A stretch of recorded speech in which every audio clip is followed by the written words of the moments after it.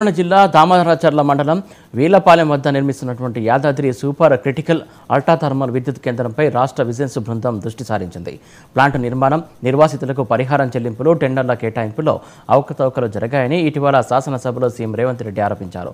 ప్లాంట్లోని పలు కీలక పత్రాలను రాష్ట్ర విజిలెన్స్ శాఖకు సంబంధించినటువంటి ఇద్దరు ఉన్నతాధికారులు స్వాధీనం చేసుకున్నారు.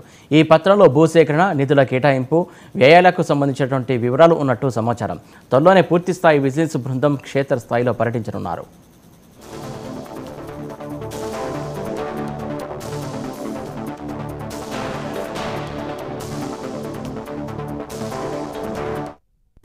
ప్లాంట్ నిర్మాణానికి చేసినటువంటి ఖర్చుపై జెన్కో అధికారులు మొదటి నుంచి గోప్యత పాటిస్తున్నారు.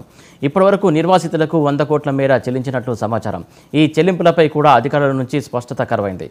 దీంతో విజిలెన్స్ వారు మిర్యాలగూడ డివిజన్లోని రెవెన్యూ వారిని, జెన్కోలోని సంబంధిత అధికారులను విచారించే ఛాన్స్ ఉంది.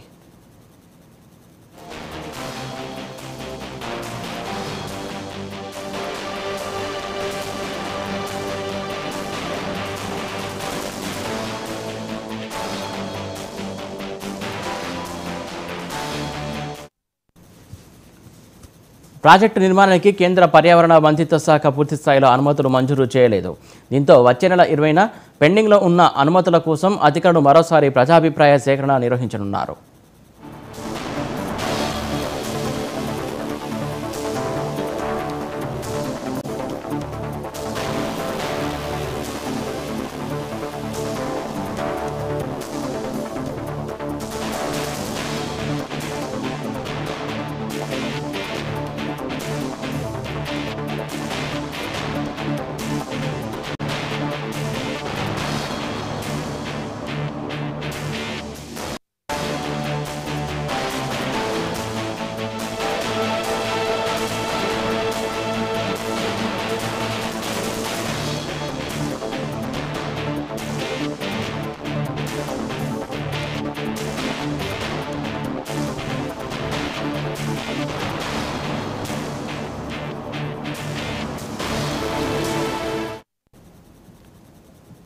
ముమ్మిడివరం